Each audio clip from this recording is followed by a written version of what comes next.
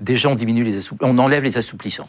Ça, c'est mauvais, les assouplissants? C'est un concentré de parfum qui, après rinçage, reste dans le linge. Et on vous parle même d'assouplissant qui va sentir la fraîcheur du large pendant 6 semaines après. Non, mais c'est les pubs, hein, c'est les pubs. Ah, c'est ça. Jusqu'à 6 semaines. Tu l'as fait très bien, la pub. Voilà, jusqu'à 6 semaines après le lavage du linge. Non, mais t'imagines le truc. Donc, ça veut dire que ce sont des molécules de parfum qui sont fixées en général sur des phtalates. Donc, c'est des molécules de plastique qui permettent de rester dans le linge collé après le rinçage.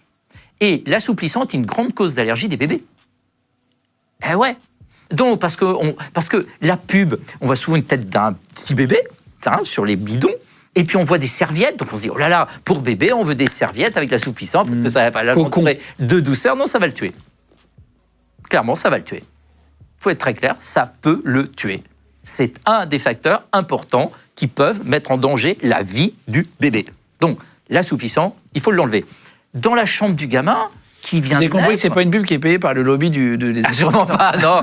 Mais, tu sais, il y a des enfants, ils ont souvent des symptômes. On ne sait pas pourquoi ils pleurent, on ne sait pas pourquoi ils ne mangent pas bien, pourquoi la diarrhée, pourquoi les yeux qui pleurent, sans pleurer, etc.